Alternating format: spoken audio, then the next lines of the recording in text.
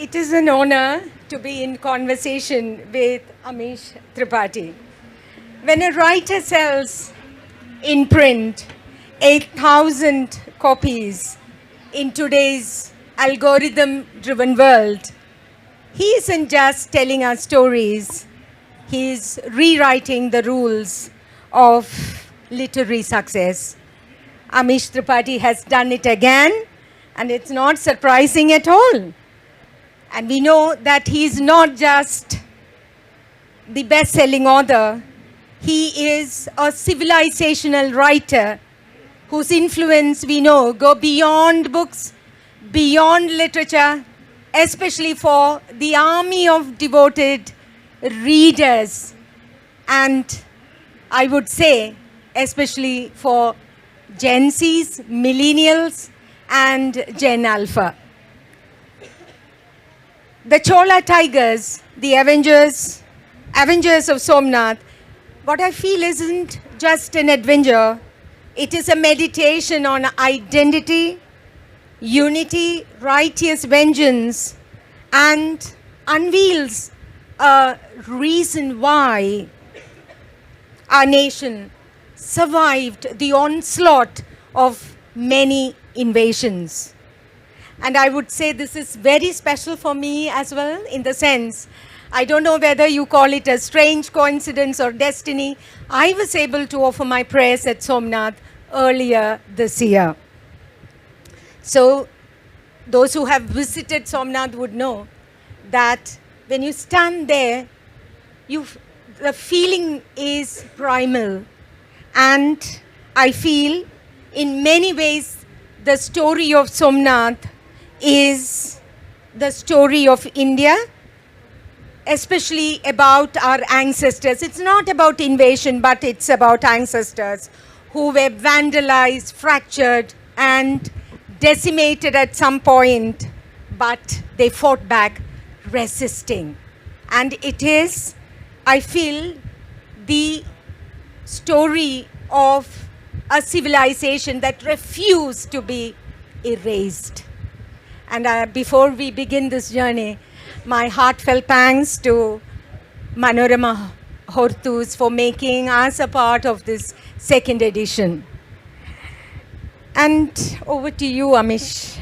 I would say I met him 15 years back when the first book was published. And when I look at him now, from a diplomat to a banker, to a best-selling author, 12 books in a span of 15 years.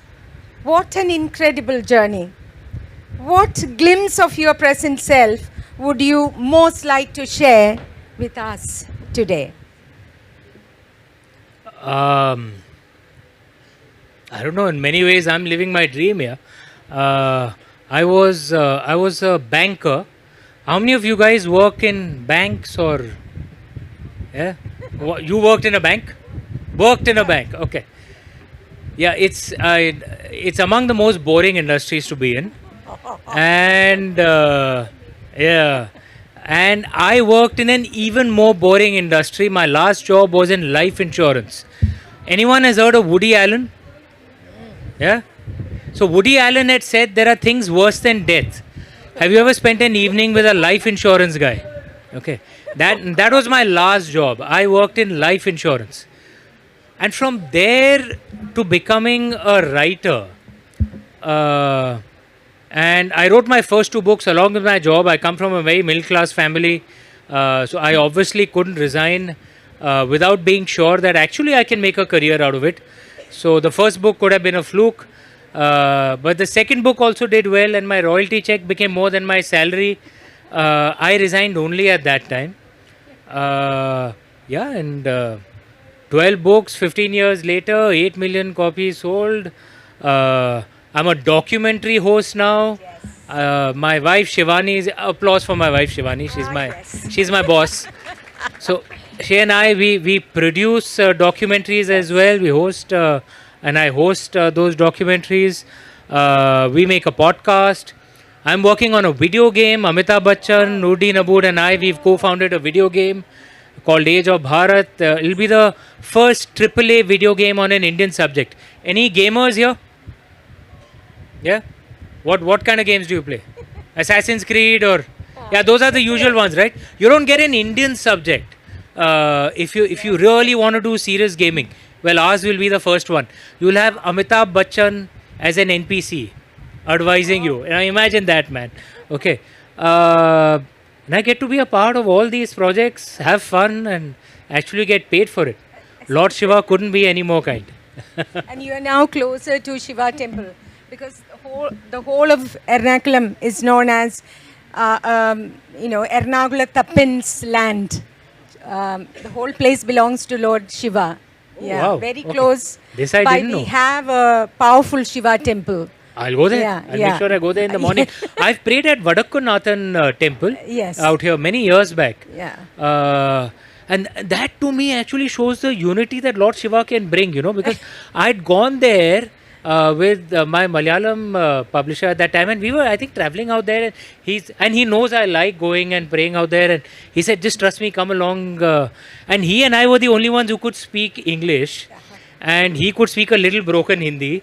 Everyone else out there was speaking Malayalam, but they'd read some of my, some of them had read my Malayalam books. We couldn't even understand each other, and then they started the prayer, and we were chanting the Shri Rudram. And the Tanda Stotra, which was composed by Ravan of all people, and we couldn't understand each other, but we were all crying on the power and beauty of that hymn. That's what Lord Shiva can do. He can unite anyone. I think tomorrow, if there is time, I'll go you there, can I'll go just go and see our Ernakulam. Now, the next question is, of course, maybe this was asked so many times, but even then, for people who have come, why is that you chose the story of Cholas? Why is that there is an extra spotlight on South India? Because when we learn... I think that's needed. It might be a slightly longer answer, but this is something I feel passionate about. So let me expand on this. I don't know how many of you know, actually, I'd studied in Tamil Nadu in my younger days. Ooty, which is close by in the Nilgiri Hills, and Lawrence School, Ooty. I had studied there. And I think our national history textbooks have a very excessive Delhi focus, and more specifically the history of the last 1,000 years. It's like almost everything happened between Khyber and Agra, right? And the rest of India is just ignored. Now, those who went to the national boards, I don't know if you remember, I don't know if it's still there, but in the national history textbooks, there used to be this section, 2 or 3 chapters saying, "Meanwhile in the South." Do you remember that? Meanwhile in the South. And I remember I was studying in Lawrence School at that point of time, so I had friends who were Tamilians or Malayalis or, Telugu, Kannadiga, and they were like, "What do you mean, meanwhile in the South? Like all your main stuff is happening in Delhi. And we are all meanwhile in the South." I said, "All you Punjabis keep doing this." I said, "But I'm from UP, I'm not a Punjabi." No, all of you Maharashtra northwards are all Punjabis. Okay, but I'd actually told them seriously, if you think about it, the South at least gets a meanwhile in the South. But West India, Central India, Eastern India, Northeast India, we don't even get a meanwhile. We are ignored completely. I'm from, my father's roots are from Varanasi. The great rulers from our area completely ignored. My mother's from Madhya Pradesh, the Parmars, King Bhoj, for example, a great ruler, completely ignored. The Marathas, before Sanjay Leela Bansali made his movie Hand on Heart, how many of you had heard of Bajirao, Peshwa Bajirao? Yeah, he fought 40 battles, won every single one, among the greatest generals in human history. How many had heard of? Even in Maharashtra, so many people hadn't heard of him. This excessive focus on Delhi has to be balanced. Delhi is important. The rest of us are also important, right? So that is one reason. Second reason, I think something that's there in our history textbooks, which is very troublesome.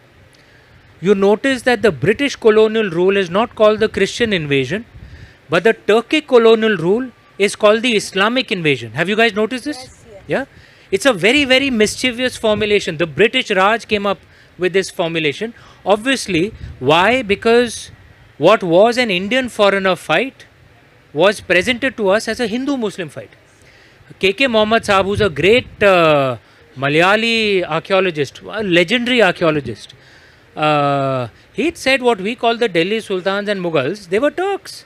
They came from Uzbekistan, Kazakhstan. He said, I'm an Indian Muslim. What do I have to do with them? Right? Even our ancestors who fought those invaders, like Chhatrapati Shivaji Maharaj or Krishnadev Raya, when they fought them, they never used the term Muslim. They used the term Turushka, which is Sanskrit for Turks. They were very clear they were fighting foreigners. Ahmad Faizi, an Indian Muslim historian, had said that during the Delhi Sultanate times, Indian Muslims, which is Indian Muslim converts, weren't allowed in. Even in Agra during the Timurid Mughal times, some upper caste Hindus would be allowed who were allies, some Rajputs, etc. Indian Muslims weren't allowed into the inner areas. So, just like in British times, Indian Hindus, Indian Muslims, Indian Christians were oppressed. During Turkic times, Indian Hindus and Indian Muslims were oppressed. We have to be clear on this. They were foreigners. Okay, and the last thing is that our history textbooks show us the history of the last 1,000 years as a story of repeated defeats, right? Yes. Have you guys noticed that our ancestors were just losing one after the other? And a question that had occurred to me in school, that if our ancestors were losing every single battle, why the hell are we still alive? We should be dead, right? Because the same invaders who came here, the Turks, the Persians, the Arabs, the British, Dutch, Portuguese, they went to every other part, most other parts of the world as well. In most of those other parts, the ancient cultures are dead. They are museum pieces. We are still alive.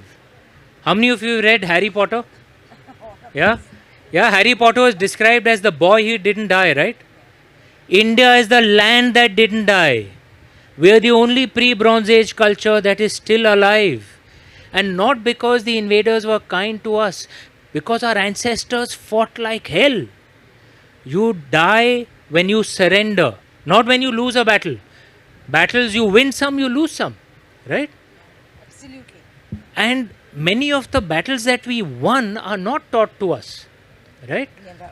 Like the battle of Bahraich of Suhail Dev, who I wrote a book on, or Rajendra Chola, or how many of you have heard of Battle of Kolachal? Battle of Kolachal? Kolachal. Yeah, majority. Yes. This is, we are in Kerala. Yes. Majority should have at least heard of this. I can't blame you because history books don't teach you, right? King Martanda Varma, he defeated the Dutch. It was such a devastating defeat. Okay, that some historians say that the Dutch power globally started declining. He was our hero, an Indian hero from Kerala, right? And a majority of the people here haven't heard of him. Outside of Kerala, what do you say? Our history books have not taught us the battles that we won. They only taught us the battles that we lost. We are alive because there are many battles that we won as well. The story of the last 1,000 years is not a story, okay? It's not a story of defeat. It's a story of the greatest resistance in human history. The greatest resistance. No group of indigenous people anywhere in the world have fought so long and so hard to protect their culture. We should be proud of our ancestors. We are not descendants of cowardly, defeated ancestors. We are descendants of the toughest buggers around. Our back should be straight, our head should be high, our shoulders should be pulled back. We are tough people. That's what we should remember. That's what I'm trying to get across with my books. That's why my Indic Chronicles is personally so important to me. We are not cowards. We are tough people.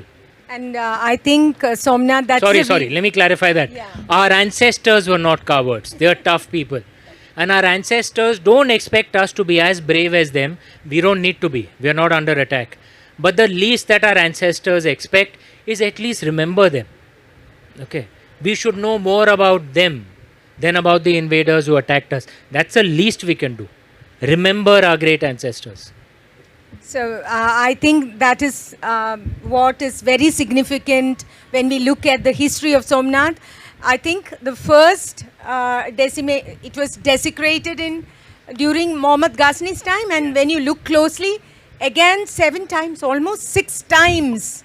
And then, again. And we rebuilt it every single time. Every single time. And one thing that you mention in your book is there is a lot of detailing that you have done about. I was fascinated by the way in which that you have written about the Chola emperors, the administrative skills of Chola emperors, Rajaraja Chola, Rajendra Chola, who elicited unimaginable patriotism, fostered unity and diplomacy. Do you think there was reasons why these points were Ignored ignored? in our history. Yes. Among the things that strike me, if you see the rulers who are rooted, indigenous rulers, like look at the Varmas of Kerala. Do you notice that many of them, their palaces are actually very simple, and they spend most of their money on public infrastructure, on schools, colleges, temples, which were also public infrastructure in those days, canals. It's the same with the Chodas. Same with Emperor Bhosdev Parmar of central India, who built giant lakes, giant canals. Public infrastructure, not great palaces or mausoleums, for themselves. Their administrative skills. We were taught, the British told us that apparently Indians were an oral people. We didn't write too much, and that the British somehow came and saved us because they were obsessive record keepers. Not true at all. Our ancestors wrote a hell of a lot. Okay, the printing press, the Gutenberg printing press, 15th century, you had to write books by hand. Everyone knows that. Yeah, so obviously number of books were a lot less, right? So any ancient culture, if you see the number of handwritten books that survive, it gives you an idea of their knowledge production, also gives you an idea of their writing traditions, right? Because if you have a lot of manuscripts, matlab they wrote a lot, right? So the number of Greek handwritten, ancient Greece, mother culture of Europe, okay, number of Greek handwritten manuscripts that survive till today is between 25 to 30,000, which is a very good number for an ancient culture to have so many books. Guess how many ancient Sanskrit manuscripts, and just Sanskrit, that's one classical language. There are so many other classical languages in India, Tamil, others, Malayalam, Telugu, Kannada, Marathi. There are many other classical languages, Pali. Just Sanskrit, guess how many handwritten manuscripts survive till today, according to the National Mission of Manuscripts. Greece, 25 to 30,000, which is a very good number. Guess how many Sanskrit? Anyone wants to take a guess? Sanskrit manuscripts, how many? Take a guess. Is it more than the Greeks, you think? We wrote more than the Greeks? How many? Take a guess. 1 lakh? Yeah, Greece were 25, 30,000. We were 1 lakh. Go higher. 4, 5. How much? 5 lakhs? 5 lakhs. Go higher. 10 lakhs. 1 million. Go higher. क्या sir go higher. 20 lakhs, 2 million, go higher. नहीं 75 थोड़ा ज़्यादा हो गया. They used to be around 3 million. They've updated their numbers. It's around 4.5 million according to the National Mission of Manuscripts. This is despite the destruction of the Nalanda University, which in my mind was one of the greatest disasters for humanity. The library had so many manuscripts. It was an 8-story library that it burned for a month. Okay, Nalanda, Vikramshila, Takshashila, Mahodaypuram, many South Indian, Tanjavur, Malik Kafur destroyed them. Vallabhi University in Gujarat, which was founded by women. Women should applaud for this. We had an ancient university which was founded by women. Okay. Despite the destruction of all that, 4.5 million manuscripts, our ancestors wrote a hell of a lot. And not all of them were religious texts. They were administrative texts, scientific texts, mathematical texts. The Cholas kept records in copper plates. I don't know how many of you know that, right? Which are discovered in their temples. The fault was not of our ancestors. The fault is of their idiotic descendants. That we haven't studied most of them. And that we believe some foreigner who tells us, Arey, your ancestors were oral, they didn't really write much. The British came and saved you. We taught you how administration is done. Not true at all. Not true at all. It's up to us to study how their administrations ran, what their systems were, how focused they were on public infrastructure. Really, there's so much to study, but we are not taught all this. We are just taught the battles that we lost. And we are taught about drainage system in Indus Valley. Apparently, that is the highest. That's a great invention. It's not the only thing yet. Okay, we did many other great things. And then one thing is that you argue with conviction. Now I understand it better. That Bharat is not an invention of modern politics, but an inheritance shaped by our ancestors.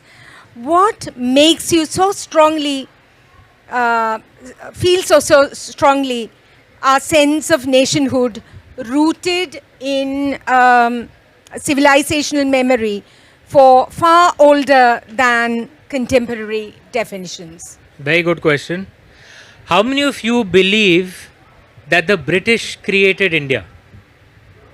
Arey, very good. No one. Fantastic. Acha, okay. One or two are being honest. Okay. But at least that's what our education system teaches us. And if you enter this question in ChatGPT, which is a Western AI platform built on Western knowledge systems, it'll tell you the British created India. If you enter this question in Krutrim, okay, which is the AI made by my friend Bhavesh Agarwal, which is an Indian AI system which picks up Indian knowledge systems, Indian language stuff as well, it'll tell you the truth. Our ancestors created India, and it'll give you the references for it. So, what are the references? First, look, the concept of a political state being a nation, that is a relatively modern concept. So, if you say the nation state of India, the political nation state of India is modern, yes, but so is the UK. Even the UK as a nation state is a modern concept. In the 15th century, if you said you were loyal to England and not to King Henry, you would be beheaded as a traitor. Because the sovereign was the king. The political authority rested in the king. Nations were cultural concepts, not political concepts. Okay? Political concepts of nations emerged with the treaties of Westphalia, which is 17th century. So the question that arises is, was India a cultural nation? Okay, in ancient times. When did England become a cultural nation? Anyone has a clue? Was England a nation in Roman times? No, right? No, it wasn't. Was England a nation during, after the Roman Empire was destroyed? I think it's Actually, England as a nation, culturally, began with Alfred the Great in the 9th century. Before that, there was no concept of England. It began as Angla land, right? So, culturally, England is 1,000 years old. Culturally, India is a lot older. What is the evidence of this? The Vishnu Puran. How many have read the Vishnu Puran? Any Vaishnavas? There's a lovely Sanskrit shloka out there. Uttaram yat samudrasya himadrayshaiva dakshinam varsham tada bharatam nama bharti yatra santatihi. North of the ocean and south of the Himalaya. That's the Indian subcontinent, right? North of the ocean and south of the Himalaya lies the nation of Bharat. And there live the descendants of Bharat. This is written in the Vishnu Puran, which is at minimum 2,500 years old. Okay, at minimum, probably a lot older. Okay, so and it's not just ancient Indians who believed India was a nation. Even foreigners believe this. There's this series of 4 books called the India They Saw. It's a translation of the travelogues of foreigners who came to India. Greeks who came 2,500 years ago. Arianus, Megasthenes, Sri Lankans who came, Chinese, Romans, Egyptians, various people who came, right? They left behind travelogues. So these 4 books are translations of them. Among the most interesting things in this is a bunch of Sri Lankan Buddhists who came to India 1500 years ago. They crossed the Pork Straits. Where are the Pork Straits? Tamil Nadu, right? So they crossed from Sri Lanka, whatever, 15-20 kilometers into what is today Tamil Nadu, right? The Vaigai River region. And they record in their travelogue, moment they set foot in the land that is now Tamil Nadu, they went down on their knees and kissed the ground, saying, "We are in the land where Gautam Buddha was born." Where was Gautam Buddha actually born? Bihar Nepal border, right? Yeah. Yeah. Bihar Nepal border, some 2,000, 2,500 kilometers from Tamil Nadu. But the Sri Lankan who came was clear. This is the land where Gautam Buddha is born, and they had a name for it as well, Bharat. Right? Foreigners knew we were a nation. Our ancestors knew we were a nation. We should know it too, right? Why believe the British? And another thing that I wanted to ask you is, we have in the novel Mahmud of Ghazni on one side and Rajendra Chola on the other side. One is portrayed as an invader and the other as a greatest of the one of the greatest emperors, empire builder. But let me ask you, beyond the grandeur of Chola age, was Rajendra Chola as truly humane as you have depicted? And given the fact that slave trade existed at that point of time, did Chola Empire prohibit slavery at that point of No. time? No. Okay, first of all, no, the Cholas didn't do slavery. In fact, Megasthenes, everyone has read of Megasthenes, right, in your history books? You've heard. The Greek yeah. ambassador who came to India, India. had recorded that India is among the few lands he's seen where there is no slavery. Okay, and this was whatever 2,500 years ago. The Cholas didn't practice slavery. I'll tell you something else separately. I'll come back to slavery. But in terms of the humaneness of Emperor Rajendra Chola, one can write about what others wrote of him, but I think if you want to speak of a great man's humanity, you should speak of a few incidents. So let me tell you two incidents, okay, which shows the kind of man he was, not the emperor that he was. Anyone has been to Gangaikonda Chodapuram, Brideshwara temple? You know, there's a lovely relief sculpture outside Yes, with Lord Shiva in the center. Those who haven't been there, I'll describe it. This was a temple built by Emperor Rajendra Chola. Okay, there's a lovely relief sculpture. In the center, on a throne, is sitting Lord Shiva. Okay, and Emperor Rajendra Chola and Emperor Rajraj Chola, emperors, the most powerful man on earth at that point of time, he carved himself as a servant of Lord Shiva. Both he and his father, they are holding, the fans for Lord Shiva. Which emperor shows himself like this, yeah? Okay, think of the humility of the man. And thinking of another thing, we know of so many emperors, even among the ones who invaded us, who killed their fathers, imprisoned their fathers, because they want to become, kings, right? Yeah. Now, let me tell you another example from Rajendra Chola. He built a temple. His father, Rajraj Chola, had also built a temple. Okay. And also called Brideshwara. Okay. When he completed his temple, he said, I cannot build my temple which is taller than my father's. Okay. Because I will be insulting my father. Think again. Among the greatest and the most powerful man on earth at that point of time, he designed his temple such that it's 5 feet shorter than his father's temple. Okay. In a land where we see sons willing to kill their fathers, right? This was the kind of humanity that Rajendra Chola has. Think of, the kind of man he was. And on slavery, another pop quiz. Guess who's the first pre-modern ruler to ban slavery? I'll make it easy for you. It's not Abraham Lincoln. Most of you think it's Abraham Lincoln. No, it's not Abraham Lincoln. It's someone 100, 150 years before Abraham Lincoln. Guess who? He explicitly banned slavery within his kingdom.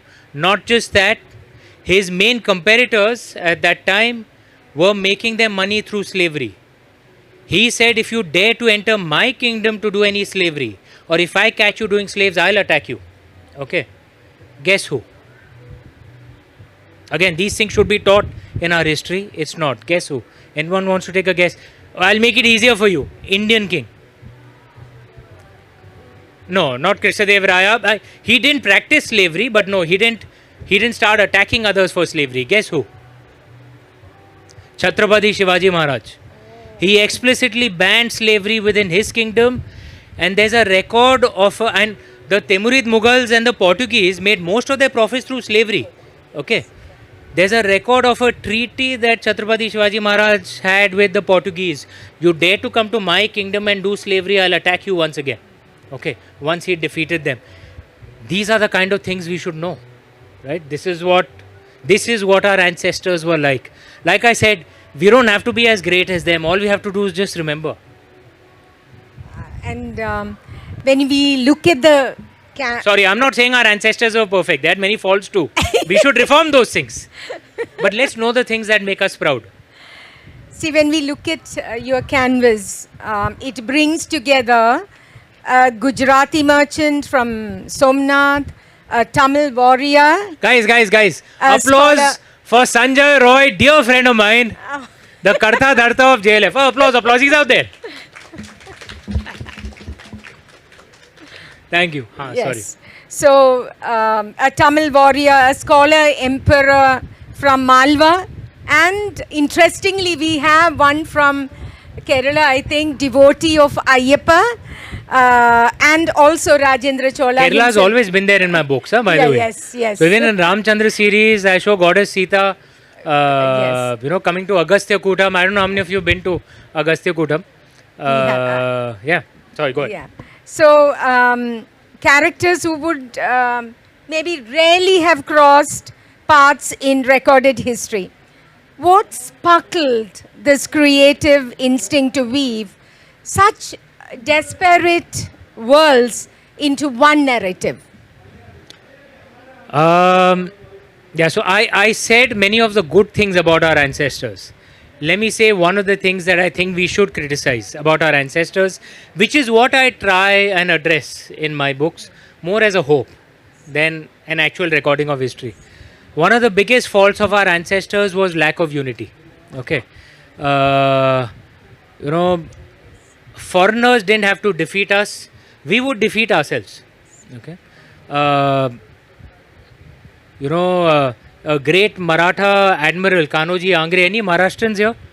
A great Maratha admiral called Kanoji Angre, who had a more powerful navy than the Portuguese navy at that time. His navy was destroyed because he was fighting the Europeans on one side and his own fellow Indians on the other. The Zamorin, frankly, out here was defeated because of internal divisions. Let's be honest, imagine if the Zamorin had not been defeated. Okay, the British wouldn't have conquered what was actually among the wealthiest parts of India. This actually funded a lot of the British, this and Awadh, actually, they were the wealthiest parts of India. And the conquest of these areas and Bengal of course, made the British humongously wealthy. And it was internal divisions. Even Bengal, it was internal divisions. Everyone knows of Jallianwala Bagh. Yes. Who was the general who ordered the firing? Dyer, yeah. Everyone knows. Who are the people doing the actual firing? Indians. Our own people. None of them said to their Gora boss, these are my fellow Indians. They're women, children, old men, all defenseless. No, I'm not going to fire. None of them said. Gora boss ordered, fired on their own fellow Indians. We have lost repeatedly because of internal divisions. Repeatedly for 1,000 years. This is a serious fault our ancestors had. And for me, showing a Tamilian, a Keralite, a Gujarati, a Kashmiri, a Bengali is more a prayer rather than, frankly, an accurate record. We should not fall prey to that same thing again. Look, we Indians, we love debating. We're an argumentative people. You put 10 Indians in a room, you'll not just have 11 opinions, you'll have 21 opinions, because each Indian himself will have at least two opinions. Each Indian will be arguing with himself only. We are that way, right? But even if we argue with each other, never ever pick the side of a foreigner against a fellow Indian. That's my prayer. Never ever, right? Have our debates, have our arguments, all that is all fine, right? But whether you're a Hindu, Muslim, Christian, Sikh, Buddhist, Jain, whether you're a North Indian, South Indian, whatever language you speak, male, female, transgender, whatever you are, if you're an Indian, you're one of us. We must have that attitude, particularly at this very difficult geopolitical period. Next 10 years is going to be very critical. If we do our typical Indian divisions at this point of time, we will suffer. If we remain united, we will come out very strong after this decade. Then our children can benefit a lot, and the youngsters here will benefit even more. Right? Don't, at least don't pick the side of a foreigner against a fellow Indian. That's my prayer. And you know, novels speak about Sanatana Dharma, the language of Dharma, duty, and also righteous vengeance. So I was thinking, but where does forgiveness figure in Sanatana Dharma that you invoke? Is it a weakness, restraint, or the highest form of strength? So because when you look at the arc of the story, which really touched me was the story of Vijayavarman and his daughter Odiratna, and the story that ties them to Narasimha. So how do you look at forgiveness? I think the key way our ancestors looked at it, one of the Sanskrit Mahavakyas which I love, is Ati Sarvatra Varjayit. Extremism of any kind should be avoided. Try and be in balance. So, non-violence is good, but excessive non-violence is not good. It doesn't mean you shouldn't fight back. Yeah. At times when you have to be violent, then you have to fight. Yes. But doesn't mean you should be violent all the time. Yeah. Right? Excess of anything, extremism of anything is not good. And it comes true with forgiveness as well. When you have to fight, then you must fight. Right? Forgiving a person who has not learned his or her own mistake is frankly silly. Right? You're asking for trouble.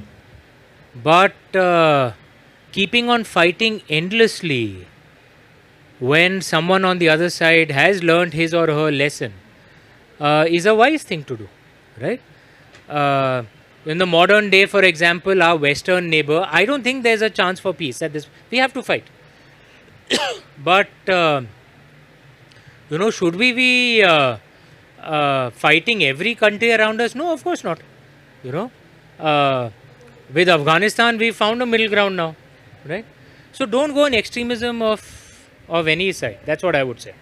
But as you pointed out, there is this fervent nationalism, Hindutva on one side. And then there is the Muslim alienation hanging heavily on us who were the boom children. So my question is, when we read news and when we are in this particular very turbulent times, can a civilization rise on the back of vengeance? So that is, if you hit me, I will kill you. Can we practice that? That is my question. Very good point. Yeah. And which is why I always say we must be clear that those were foreign invaders. It has nothing to do with people today. I'm not a fan of this community guilt and historical guilt nonsense. These are very dangerous concepts. Which means even if we know the crimes that the British did, we don't have to go and fight the British today. What is today's British guy done? Right? Is historical guilt and community guilt I don't accept at all. These are very dangerous concepts. And also, if you see the way the culture of our country is, I have much more faith in the wisdom of the common Indian actually than in the elite Indians.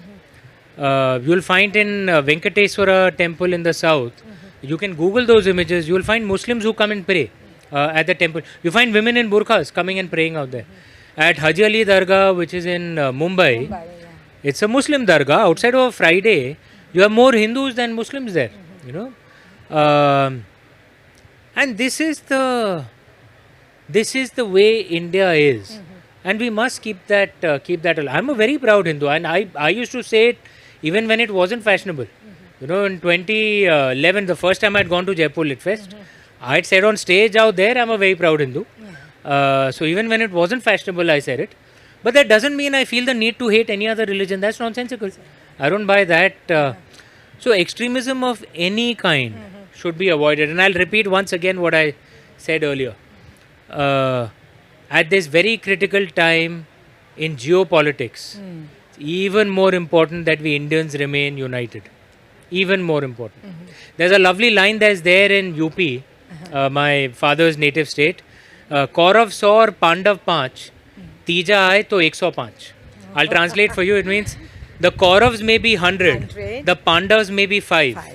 If an outsider attacks, we're 105. That's the attitude we must have. We will have our internal arguments. Never against, never pick the side of a foreigner.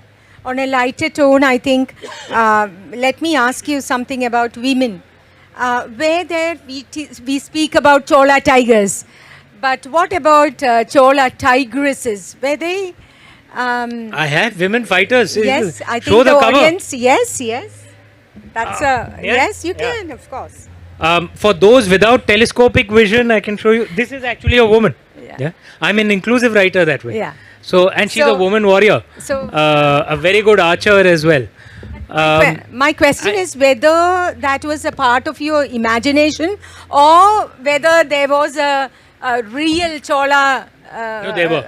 Yes. Okay. So, yes. I'd love to take credit for that. Yes. But they were women warriors in Yes. in ancient India. The Cholas actually had Yeah. women regiments, women warrior regiments. Any Telugus here? Anyone from Andhra Pradesh? No. Okay. Rudrama Devi. I'm sure someone must have heard of that. Yeah, she was a woman who ruled in her own name, by the way, and used to lead her armies into battle. Yeah. Rani Prabhavati Gupta, who was a Vakataka ruler 2000 years ago, again ruled in her own name, not as the wife of the king. We had very powerful. I'm in Kerala. We had matrilineal societies here. Yes, of course. This was the traditional Indian way. We may have forgotten it a bit Yeah. for a few centuries. I also think that whenever any society suffers a lot of random violence, they tend to become more patriarchal. Yes. Why? Because women can compete with men in practically every area except for violence. The average woman as compared to the average man. Why? Because denser bone structure, more muscles, testosterone. So you'll notice that the parts of India that suffered more invasions, do you notice they are more patriarchal? Yeah, like northwest subcontinent, western subcontinent, they tend to be, and the further they are from the invasions, south, east, they are less patriarchal, right? Random violence tends to do that. Yes, but I think he has, as he said, it's very inclusively written, and especially when you read about Kausari Jahan, who stands out. No. I'm not going to No say spoilers. that. Yes, but when I read about her story, without her, this would not have been possible. This whole storyline. But no spoilers. No. And my question is, was it a way to restore a shared feminine agency across India's divided past? Was it a That character, deliberate? yes. But have She's there been from Kashmir. characters like that Yeah. in ancient India? Yes, there were. So it's inspired by other characters who did exist. Yeah, and now the question is see here in Kerala we embraces the Tattvamasi. We all know that in you I'm there, and like formless God is omnipresent. The Hindu thought embraces the divine Tattvamasi, but also honors a sacred form through Murti Puja. And I know that you have written a wonderful book, non-fiction, about idol worship, idols in India. So my question is, here we speak about how people protect, lay down their lives for protecting the temples or the the deity, and there is the millennials and the Gen Alpha who refuses, or maybe it's quite complicated when it comes to that kind of a struggle to accept Godhead and the embodied formless. So, as a writer, how do you look at it? How did you tackle this kind of a stress or this kind of a tension, I would rather ask, between when you speak about, especially when you treat the theme of Idol worship. idol worship? So, Yeah. well, and the book Idols was essentially an attempt to explain the philosophy behind Murti Puja. Yeah. But I do want to say, if someone doesn't want to worship idols, nothing wrong with that. You know, at least our way, we give the freedom to people to find their path to the divine. The entire concept in Murti Puja is actually we find the divine in everything. Everyone knows what this word is, Namaste. What does it translate as? It's not hello. Applause for her. She's absolutely right. I bow to the divine within you. This is the philosophy behind Murti Puja as well. We find the divine in everything, not just each other, even the rivers, the trees, the mountains, nature, and in the Murti as well. That's the philosophy behind Murti Puja. Someone can choose to not do Murti Puja. Someone can choose to be atheist as well. Their choice, as long as there is mutual respect. You don't force your way on me. I will not force my way on you. That's a way to see it. Yeah? And So we have some audience questions as well. yes, If need be. yes. I'm going to Ha. end this Sorry. this thing. That is, I can't stop from asking you this question. When you're ending, ending of the book mirrors the Kanchi prophecy so closely. How do you balance? We know that Sri Gurudev Ravi Shankar. So there is a connection between the ending, which was kind of a prophetic. How do you tell hard truths, or what guides you to balance between faith, not fact, but with your faith and fiction?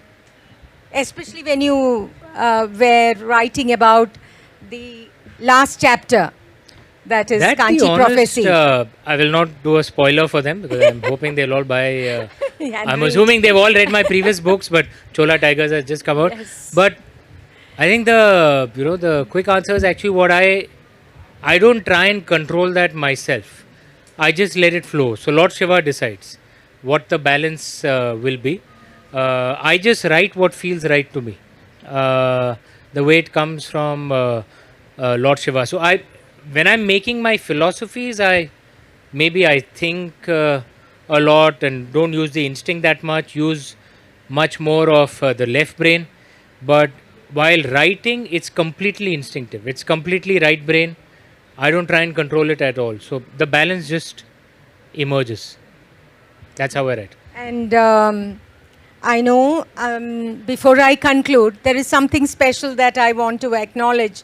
And with that, which I have, I think as a reader, that touched me most was one point that you will discover. I'm not coming up with spoilers anymore. That is, Amish speaks about the human vulnerability that never went away in the utmost point of valor. The human vulnerability, which there is a moment where you, even at the time of the utmost valor, you are vulnerable, and that is something that I think you have dealt beautifully well. And before I conclude, I just want to ask you one more question. There is a powerful philosophy that he carries with him in all his writing, with the utmost devotion that he writes, and I would ask you to share it with the audience. There is that faith, that utmost devotion that surfaces in all his writing, and I would ask you to share with the audience what that particular philosophy is. That's Lord Shiva. I mean, all respect to all other gods and goddesses and Even the atheists, if you want to believe just in the universe, completely your point of view. But for me, it's Lord Shiva. There's a lovely Sanskrit line, Yadyat karma karomi tatad akilam shambho tavaradhanam. That every act of mine, my Lord Shambho, my Lord Shiva, is a prayer in your honor. Every act of mine. That's how I write. And how important it is for, especially with the Gen Zs. But if they want to be atheists, it's okay. Yeah. I'm telling you, in the Indian way, we don't force anything. They will find their path. We must have more faith in our Gen Z. Trust me. There's this play called Malavikagni Mitram. Anyone has read it by Kalidas? Yeah. Okay. It's an ancient Sanskrit play, and in that there is this line. I remember that line. There's a father complaining about his son. That look at my son, he's not interested in our culture at all. He's not interested at all. What do I do with him? Parents were complaining 1500 years ago, they are complaining today as well. But our culture is still alive. We should have faith in our youngsters. They will find their own idiom. That's their right. But the culture will remain alive. Now, the session, thank you so much for this inspiring conversation that we had. Now, the session is open to the audience for questions. Over to you. In the interest of time, could you please keep the questions brief, please? Yeah.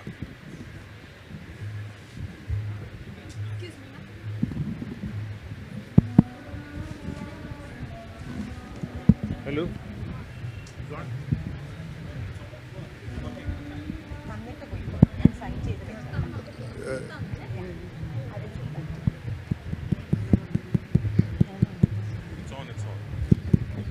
Thank you, Amish. Yes, sir.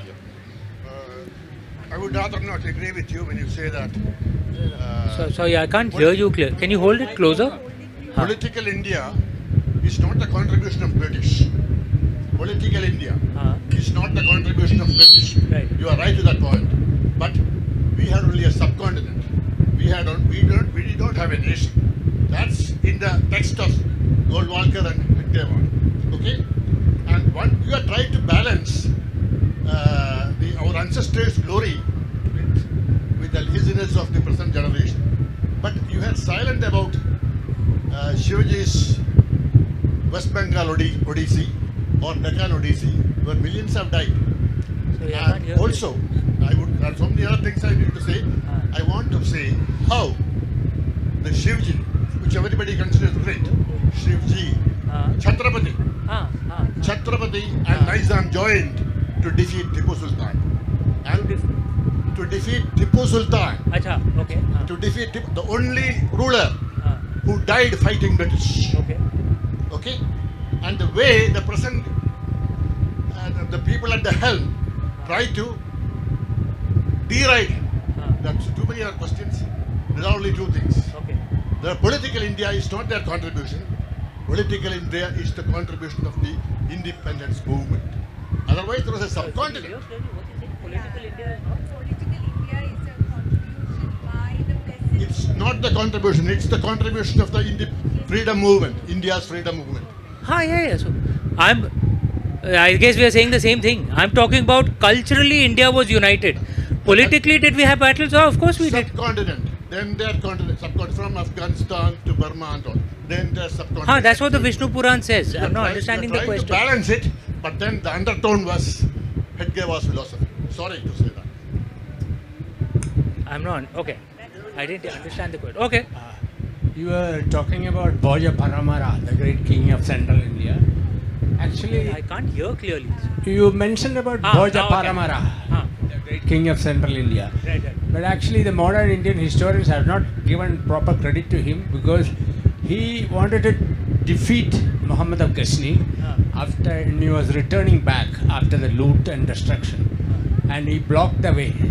And Ghazni ran away from the route and he crossed over. Had to cross from the desert. Yes, from And the in same Sindh, desert. part of his army was destroyed. Yes, But it's not yes. mentioned by the modern I've read historians. that. I've read that, yes. I've read that. Though that's not a part of my book, but yes, I've read that too. Hello. Go ahead. I'll straightly come to your question. Ah. So, while the discussion you mentioned. Can you just hold it close? Ah. I'm finding it difficult to Yeah, hear. yeah, yeah. Now I I'm can. audible? Yeah. So while during the discussion you mentioned about how our rulers were not really perfect and reforms were required, was that one of the reasons why you removed Sita's Agni Parisha from the Ramchandra series? Well, that where section the hasn't come as yet. That will be in the. No, in Ramchandra series you mentioned. No. War of Lanka has just got over. They So just- there's a 5th book. I have my own interpretation of it. Okay. But yeah, I will write on that too. That will be in the 5th book. Okay, thanks. Ravan was just killed, no? At the end of War of they Lanka. reached Ayodhya. Yeah. But it will be later. I think last question, please. I think if you go without the mic, I might hear you. Okay. I'm finding it very difficult to hear. So, Amish and Madam, there was, you did mention about Hindu nationalism and alienation of Muslims and things like that. So, what would be your, it's not working. What would be your message to the so-called minorities in India? When I say minorities, I'm talking about from a religious point of view. That's how, unfortunately, we are classed as a whole. Because, you know, there is a, I hope you heard what I said before. You spoke about Lord Shiva and the long history about invaders. So a lot of people in this country right now are descendants of those invaders.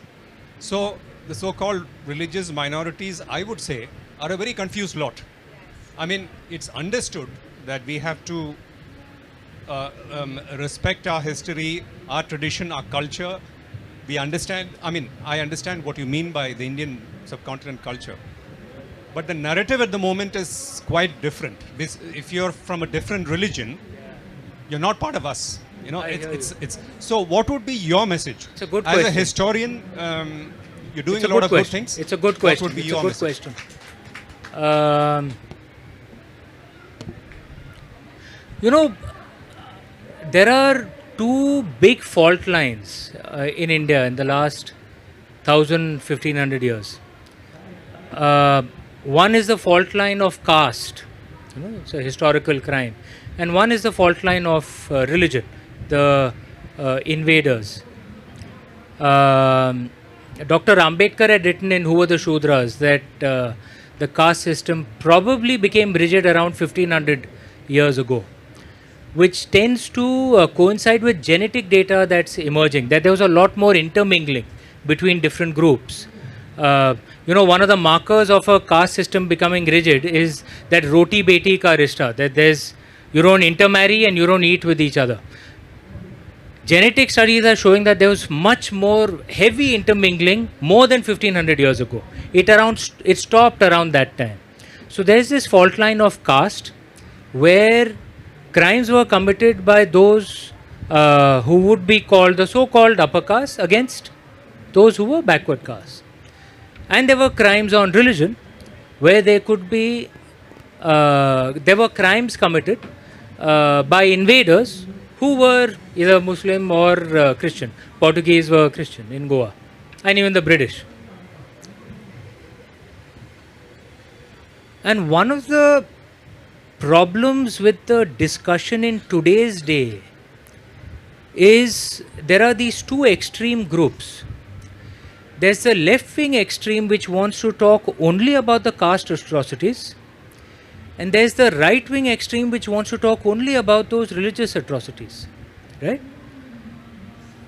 And there's a line in our UP that Ram Banaye Jodi. These two extremes, they pretend to fight each other, but actually they need each other because they're the ones who get us centrists to keep fighting, okay? These left-wing extremists and these right-wing extremists. And they're made for each other. And they keep the pot boiling in the public square because it serves their purpose. My stand has always been we must speak honestly about both, right? About caste atrocities, which I have done in many of my, if you've read my books, I've spoken of it repeatedly, and these religious atrocities as well, which I've also spoken of, right? So I speak of both because I'm a centrist. And a thing that comes in my mind as well, that when we speak of these atrocities, which is what I said earlier, we have to be very clear. These concepts of these historical guilds and community guilds are very dangerous concepts. Okay? So just like an upper caste today, or so-called upper caste today, cannot be blamed for a crime that was committed 500 years ago by someone who happened to be upper caste, or by a crime committed today by someone who happens to be upper caste in some other state. It's not his fault. He hasn't done anything. He's clean. He's not casteist. It's the same with religious communities as well. It has nothing to do with someone of a particular religion today. It has nothing to do with what Robert Clive or Aurangzeb did. Has nothing to do with what some radical terrorist may have done in Kashmir. What does he have to do with it? Right? And we must be very clear about this. Look, because we have to address these two sources of poison in modern society. And if we address it like how the left-wing extremists and the right-wing extremists do, which is use their favorite atrocity to create fire today. Like left-wing will speak only caste, right-wing will speak only religion. Use that to create fire today and deny the other. Like left-wing extremists will say, no, there was no religious violence at all. We were all singing ghazals, we were playing the sitar, which is not true, right? Or right-wing extremists will say, no, there was no caste, it was all perfect, which is also not true. We know caste atrocities happened, right? You shouldn't swing on either extreme. And I will repeat once again, 99% of us Indians are in the center. We need to save ourselves from these left-wing extremists and right-wing extremists, those who use caste atrocities for their politics, and those who use religious atrocities for their cultural and religious politics as well, right? But that doesn't mean that we don't talk about it. We must talk about it. Otherwise, the poison will keep spreading. And if I may say, you can see my record, there are 12 books. I've always spoken about both. I've never hid one or the other. I've spoken about both. And I've never spoken about any with hatred for today. My prayers, all of us should do that. That's how I would handle it. Yeah, that brings us to the end of this session. Thank you, panelists. Good question. Thank you. Thank you so much. We would now invite... And go on. And if I may, people like we need to speak a lot more. One of the problems is those of us who are deeply patriotic Indians, who are not on either of these extremes, who don't start any debate with a straight anger and fight and we need to speak a lot more, because we are who India needs right now. Even more important. When the Sagar Manthan happened, sorry, I'm taking a bit more time. It's a very critical question he raised. It's your stage. Okay. You know the Sagar Manthan issue? Yeah, when the churning of the ocean, at the beginning what was produced? Poison, right? A lot of goodies were produced after that as well. Kalpa Vriksha, Kamadhenu, so many good things were produced. But at the beginning, poison was produced, right? The Sagar Manthan is actually a metaphorical story. Any process of change will always have some poison that will come out, right? There's a process of change happening in India today. It's broadly very good. We are growing so much wealthier. We pulled hundreds of millions of people out of poverty after 1991. We are becoming more united. We are becoming more powerful. Many good things, but there's some poison coming out as well. What happened to that poison in Sagar Manthan? Lord Shiva drank it, right? And kept it on his throat so that others don't get hit by it. And he kept it with himself. That's what those of us who believe in Lord Shiva have to do today. Okay? That poison will come. It's a natural process of change. Drink it. Keep it here. Don't let it spread in this beautiful motherland of ours. And it'll be good. It'll all be good. 10, 15 years. We just have to save ourselves from these two bunch of extremists.